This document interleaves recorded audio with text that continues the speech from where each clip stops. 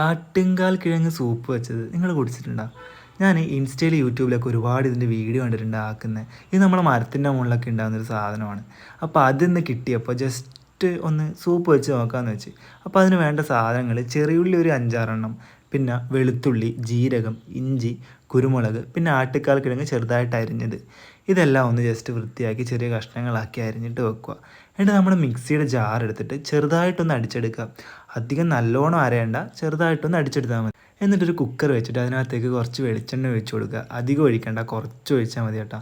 അങ്ങനെ കുറച്ച് വെളിച്ചെണ്ണ ഒഴിച്ച് നല്ലോണം ചൂടായിട്ട് വരുമ്പോൾ നമ്മൾ ഈ അരച്ച് വെച്ചേക്കുന്നത് അതിനകത്തേക്ക് ഇടുക. അത്യാവശ്യം നല്ലപോലെ ഒന്ന് ഇളക്കി ആ പച്ചമണമൊക്കെ മാറുന്ന വരെ ഒന്ന് ഇളക്കി കൊടുക്കുക.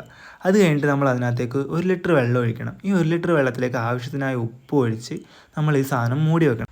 എന്നിട്ടൊരു 5 വിസിൽ കേൾക്കുന്നത് നമ്മൾ വെയിറ്റ് ചെയ്യണം. അങ്ങനെ 5 വിസിൽ കേട്ടതിന് ശേഷം നമുക്കത് തുറന്നിട്ട് ചെറു ചൂടോടുകൂടി കുടിക്കാവുന്നതാണ്. നല്ല ഗുണമുള്ള സാധനമാണ്. പറ്റുമെങ്കിൽ നിങ്ങളൊന്ന് ട്രൈ ചെയ്ത് നോക്കിയിട്ട് ജസ്റ്റ് ഒന്ന് കമൻറ്റ് ചെയ്യണേ. അപ്പോൾ ബൈ.